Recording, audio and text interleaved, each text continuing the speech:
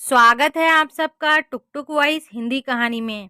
कैसे हैं आप सब? आशा करती हूँ आप सब अच्छे होंगे। रोहन और निशा की नई नई शादी हुई थी। घर में ससुर यानी कि रोहन के पिता सुधीर जी और वे दोनों बस ये तीन ही लोग थे। इस घर को रोहन के माँ बाप ने जीवन भर पाई पाई जुटाकर बड़ी मेहनत और अरमानों से बनाया था।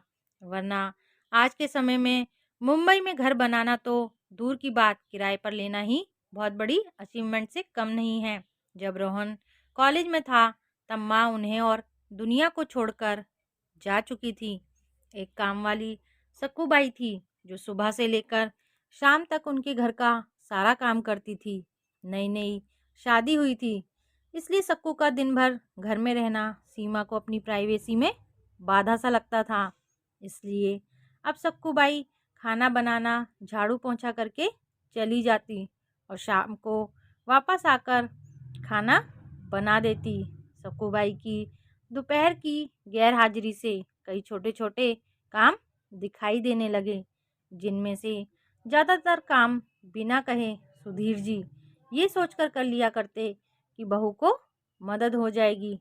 लेकिन बहू सोचती कि ससुर को बहू के काम में दखल देने की आदत है।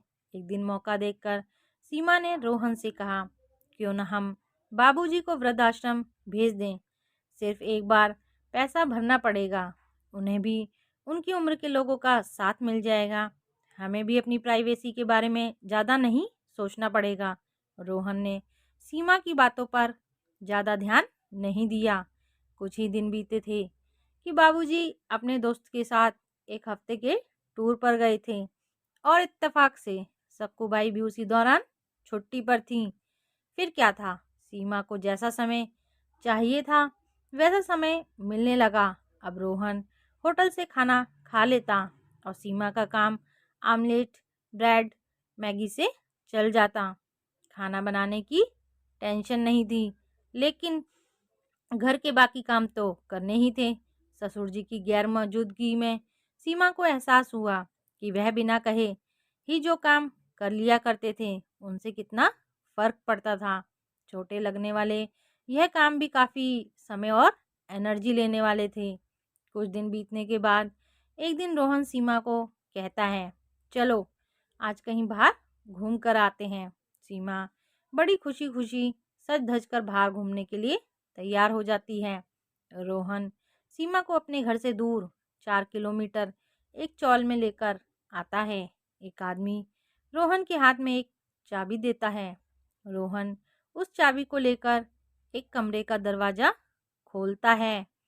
कमरा खुलते ही 2 रूम वाले उस छोटे से अंधेरे से भरे घर के अंदर रोहन सीमा को लेकर जाता है और कहता है, कैसा लगा तुम्हें हमारा नया घर? हम अगले महीने से इसी मकान को भाड़े पर लेकर रहेंगे, अलग, और अपनी प्राइवेसी का मज़ा लेंगे। अभी मेरी आमदनी के हिसाब से हम इसी को अफोर्ड कर सकते हैं। रोहन का यह व्यवहार सीमा की समझ में नहीं आया।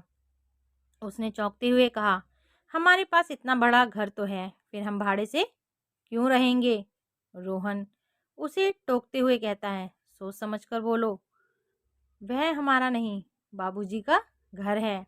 तुम्हारे पास 1 महीना है कि आगे तुम्हें क्या करना है। दोनों वापस घर लौट आते हैं। पूरे रास्ते सीमा के दिमाग में तरह तरह के विचार आ रहे थे। घर पहुंचते ही उसने कहा, माना कि यह बाबूजी का घर है, लेकिन क्या हमारे पास कोई हक नहीं है? हक है, लेकिन माँ बाबूजी के बाद जब तक वह हैं तब तक तो नहीं। अगर तुम्हें हक समझ में आता है तो जिम्मेदारियां भी समझ में आती होंगी। सिर्फ हक के बारे में सोचकर और अपनी जिम्मेदारियां भूलकर स्वार्थी होना क्या भला अच्छा होता है?